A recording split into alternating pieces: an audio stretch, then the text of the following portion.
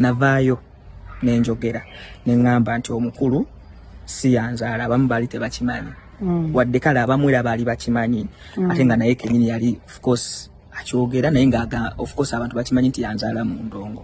So twafunamu obutaka nenvaayo nenjogera nti si yanzaala, which was not good at that time. N'okugamba nti yali tansasula kyava mu kamwa kange nze nakyogera ate nga si bwe kyali kirina obba nti mu biseera ebyo nali mpita mu bintu bingi, nali n'ebintu bye mpitamu nga nze ate nga sirina muntu gwe andi kumpi gwe nsobola kusharingirako, gwe nsobola kugambako basobola okumbudaabuda nyambe mpite mu mbeera eyo. So olw'obusungu obungi nenjogera bye nayogera. Bubadde bulumi bungi nnyo, amaziga, naye nga byonna ekibireeta nze kennyini nga nze nkyereetera nga nzizeko kemabega papa mu bulamu bw'okkula buno, obulamu bwe nkuliddemu naawe kennyini obumanyi, nkulidde mu bulamu nga bwakuyiga buli kimu, kuyiga buyizi, era ndi grateful for buli kimu kye twayitamu. Naye nga omanyi ebyensi natuuka nevaamuko okumulamwa nenkola ekintu ekitali kya buntu, nga nze omuntu tekyali kya buntu. Naye ndi musanyufu era ndi grateful nti natuuka ekiseera nze kennyini nekenneenya engeri gye nnali ntuttemu obulamu bwange, engeri gye nnali n'ebye nnayogera byonna nga mbutuufu teyali nze. Nga Ricardo mu kumuyita mu bumpimpi bwe yazaalibwa nze namukuza nga mmulera mu ngalo zange nga tuli baana waka, oba kye twaliyise nti maama we yamuzaala yali nti ye mwana azaaliddwa nga ndaba, era n'akula ng'alinga mwana wange mu ngalo zange, mu kuzannya naye ng'akaana akatokozadde oba koolabye, kubanga Ricardo yenkana n'abaana ba okera ku makya Ricardo n'aneegaana mu bulamu bwange nti talina kyamanyi ku nze oba siinaako kakwate ku ye. N'atuuka n'okubeera nga yatula akamwaka agamba nti ebbanga lyonna lye mbadde naye era lye mbadde mukozesa oba lye ntambula naye ku bipande oba lye ntambula naye mu bivvulu siina kye muyambye. Buli omu asonyiwe Ricardo akomewo, nze nga nze namusonyiye buno obudde bwa kisiibo. Ricardo namusonyiwa. Ricardo nga bw'ayogedde nti yali akozesa ebitamiiza, yali akozesa ebiyagayaga, yali akozesa ebintu bingi nnyo n'ebitongole ebirala bye yali ayingiddemu ebitakkirizibwa ebyekivubuka. Twala omukisa guno okwetondera taata wange ebyaliwo ndi mwana sobya era muzeeyi nsaba omusonyiwa awamu n'abantu abali batuwagira oba batuwagira bafaani bange, bafaani be, famire yange, famire ye, buli muntu gwe kyakwatako gwe nakosa mu mbeera gye nali mpitamu. Nsaba kumusonyiwa. Nsaba tusonyiwe Ricardo, nja mukomyawo mu ngalo zange.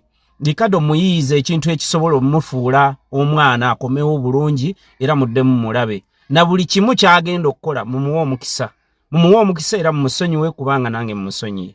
Plan B Records, ye studio yokka ekuwa ekiri ku mulembe. Oyagala ku recordinga luyimba ku Plan B Records. Tu recordinga nyimbe z'ekika kyonna nga raga, reggae, kadongo kamu, afrobeat, band music n'ebika bya music byonna eby'enjawulo. Nga bwe nabalaze olunaku lw'eggulo nga Ricardo omuto asaba ekisonyiwo okuva ewa kitaawe mu ndongo Abdulmuras, nga agamba amusonyiwe ebyo byonna ebyaliwo ng'era twabirabye.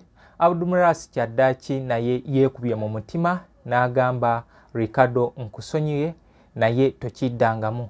Ebigambo bingi Rasta Smart oba oliawo byakozeseza ebigambo eby'ekizadde ng'abuulirira mutabanyi we oba oliawo n'abantu abalala, kubanga kiringa woolaba zino ennyimba nti oli aluyimba obw'olumu nga luli personal naye ne lumaaliriza nga lukutte ku bulamu bwaffe. Kale ne bwe gutyo Abdulmuras yabuuliridde mutabanyi we n'amugamba amusonyiye era waba asobola akomewo eka.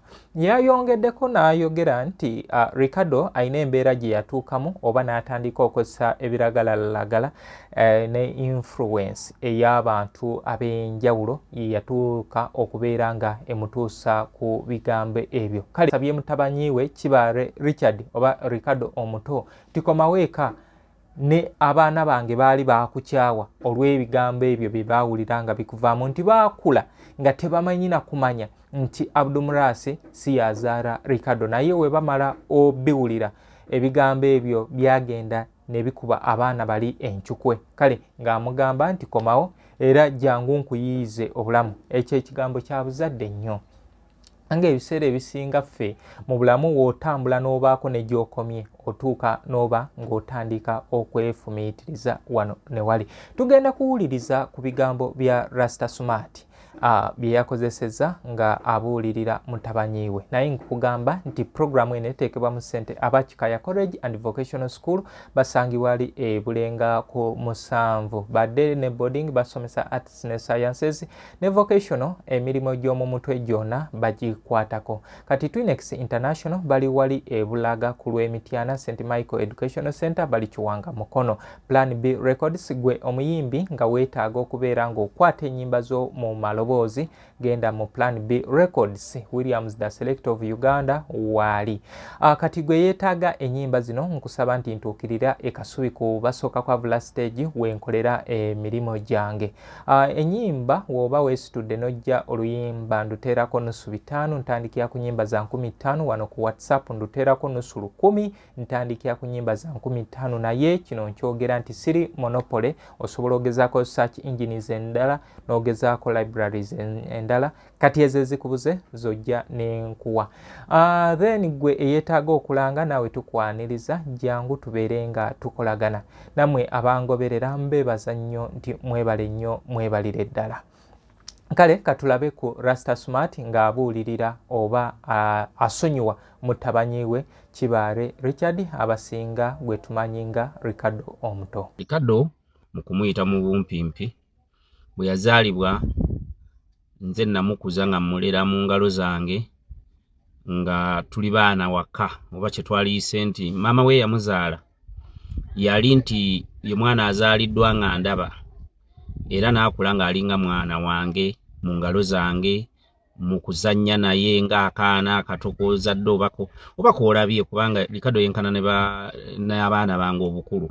Ricardo bwente we muleeta mu nsiike ne tutandika okubeera nga buli luyimba olukolebwa nnyina okulwana okulaba nga Ricardo mufuula omwana wange eri audience tibannange omwana oyo omwana wange era mumwagale nnyo ate nga nfaayo okuteekamu ssente mu video okulaba nga Ricardo atunda promotion ku radio, promotion ku TV n'ebirala bingi nnyo n'okumuteeka ku posta nga oli buli wantimba nfaayo okugamba anteeraako ne mutabani wange nnyina kaana akayimba bwentyo ne tukuba oluyimba olutugatta olw'okwagala okututumula omwana oyo olw'ekitono ekyo oba okumufuula star. Kale kyankuba ekikwa Ricardo omuto okkeera ku makya mu byonna byemmenyese nga we mbibannyonnyodde okkeera ku makya Ricardo n'aneegaana mu bulamu bwange nti talina kyamanyi ku nze oba sinaako kakwate ku ye n'atuuka n'okubeera nga yatula akamwaka agamba nti ebbanga lyonna lye mbadde naye era lye mbadde mukozesa oba lye ntambula naye ku bipande oba lye ntambula naye mu bivvulu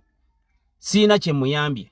Nze abayimbi bangi nnyo abayise mu ngalo zange okuviira ddala wansi kuba n'abamanya bakazi b'ekkapu baani bonna bayiseeko mu ngalo zange era ne tubeera bamukwano era nakati tukyali bamukwano n'abantu abo naye tulina ntalo zibeera awo nti twewalana oba tutandika okulwanagana oba obuze kazi b'ekkapu nti Abudu omumanyi nti Abudu siina kye mumanyiiko era ajja kugamba nti mu byennyina eby'obugagga kuliko omukono gwani gwa Abdulmuras. Buli omu asonyiwe Ricardo. Ricardo akomewo nze nga nze namusonyiye buno obudde bwa kisiibo. Ricardo namusonyiwa. Ricardo nga bw'ayogedde nti yali akozesa ebitamiiza, yali akozesa ebiyagayaga, yali akozesa ebintu bingi nnyo n'ebitongole ebirala yali ayingiddemu ebitakkirizibwa eby'ekivubuka. Ntwala omukisa guno okwetondera taata wange ebyaliwo ndi mwana sobya era muzeeyi nsaba omusonyiwa awamu n'abantu abali batuwagira oba abatuwagira bafaani bange bafaani be famire yange famire ye buli muntu gwe kyakwatako gwe nakosa mu mbeera gye nali mpitamu nsaba kumusonyiwa. Nsaba tusonyiwe Ricardo nja mukomyawo mu ngalo zange. Ricardo muyiize ekintu ekisobola omufuula omwana akomewo bulungi era muddemu mulabe na buli kimu kyagenda okukola mumuwa omukisa era mumusonyiwe kubanga nange mumusonyiye era oli waddemba okukomawo mu famire yange n'otandika okubeera nayo kubanga abaana bange baali bambi bakukyawa kubanga Ricardo okuze n'abaana bange nali sibagambanga nti Ricardo sinze nkuzaala kubanga kituuka ne kinkaabya amaziga kyesaali agadde kituuka ne kinkaabya amaziga ne ngamba Ricardo kiki kye watuukako nakyebuuzanga ne ngamba Ricardo kiki kye yatuukako famire ye nenkubira essimu ne neegayirira ne ngamba nedda papa aganda bo ne baŋŋamba nti papa sonyiwa Ricardo twagala tumiitinge nga ffe waliwo omukyala gwe bayita Fulo muganda wa Ricardo yatuuka nankubira amasimu nanneegayirira waliwo gwe bayita Zaamu nanneegayirira naŋŋamba sonyiwa Ricardo aliko abamubuzaabuza Ricardo toddanga mukola nsobi kuyisa muntu kumenya mutima gwa muntu eyakulaga omulimu we gutambula oba eyakulaga ensi. Kale bwe bityo ebintu webyajja biyitingana nga Kibaale Richard ayogera kino ayogera kiri ebintu ebitaasanyusa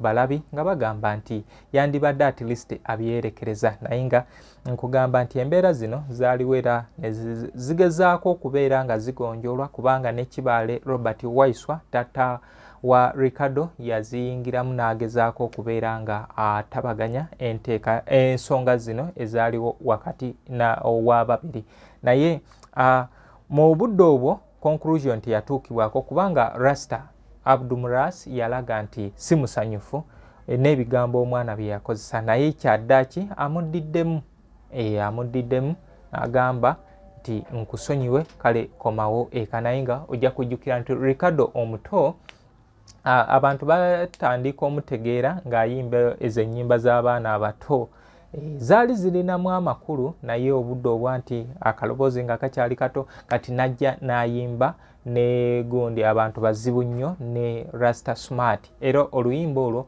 lwatunda nnyo Ricardo ne lutunda nnyo Abdu naye ndowooza era okusinga lwatunda Ricardo kubanga ze zimu ku nnyimba ezamuyitimusa naye nga kijja kujjukirwa nti Abdumuras okutuuka nga okubanga ateeka ettoffaali ku mwana ono yali naye agezaako okulaga okusiima eri eyamuleeta mu ndongo oba eyamukwata ku mukono omugenzi Regina Nalukwata mujjukire ku luyimba abasajja ba leero Nseenene Magangu n'ennyimba endala ng'akyali mu piikingi nti baatambula ne bagenda mu show kati mu kukomawo bakomawo ne Abdumuras ewaka era n'amwanjula nti nkomyewo n'omuyimbi Abdumuras we batyo Regina Nalukwata ng'amuleese mu piikingi Gerard Kiweewa naye n'agattako ettoffaali era Abdu mu luyimba olumu ayina wayimbira ku Gerard Kiweewa ng'alaga nti Kiweewa yamufubako nnyo kajja nga kazinyi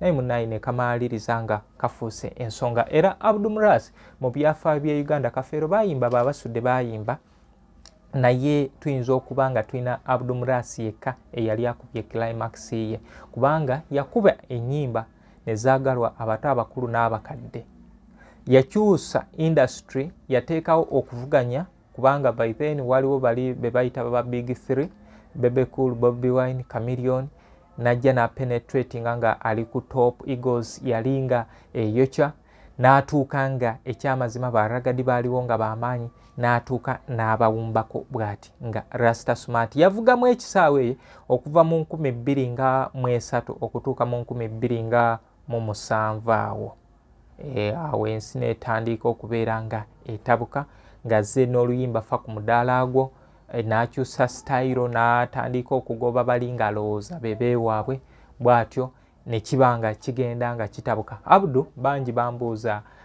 aliwa Abdu waali akyapafominga n'ennyimba empya azirina mu bungi munoonyeeko ku mitimbagano kwali ku TikTok ne ku YouTube osobola okumugoberera obeere nga osobola okufuna ebintu ebipya. Tubagamba ebintu bino omuntu woba omwagadde wamala okusubscribing era ddawo wenyini awo waliwo woteerako notification z'oyo zonna ng'osobola okubeera nga ozifuna. Kale weebityo ebyo bye bivudde ewa Ricardo ne Abdumuras naye nga tukusaba Ricardo woba ofunye omukisa guno gukozese ensi nyimpi abamu batwewaza munnange naye nga tebasobola natubeererawo naye omuntu eyali abaddewoko mu bulamu ekyamazima abeera waffe okuwa ekitiibwa. Nze ndina bangi betutambudde nabo ng'abantu abamu bansobeza bakoze eki naye ekyo n'okikwata n'okiteekaawo n'ogamba ku lwa kino na kino kantunuulire ekifaananyi kiri ekyema bagamba atajjukira byamabega tavumbagatira mukadde. Nze Muzungu David Kadongo Kamo, music analyst. Buli omu asonyiwe Likado akomewo nze nga nze namusonyiye buno obudde bwa kisiibo. Likado namusonyiwa. Likado nga bw'ayogedde nti yali akozesa ebitamiiza, yali akozesa ebiyagayaga, yali akozesa ebintu bingi nnyo n'ebitongole ebirala bye yali ayingiddemu ebitakkirizibwa eby'ekivubuka. Ntwala omukisa guno okwetondera taata wange ebyaliwo ndi mwana sobya era muzeeyi nsaba nsonyiwa awamu n'abantu abali batuwagira oba batuwagira bafaani bange bafaani be famire yange famire ye buli muntu gwe kyakwatako gwe nakosa mu mbeera gye nali mpitamu nsaba kunsonyiwa. Nsaba tusonyiwe Likado, jja mmukomyawo mu ngalo zange.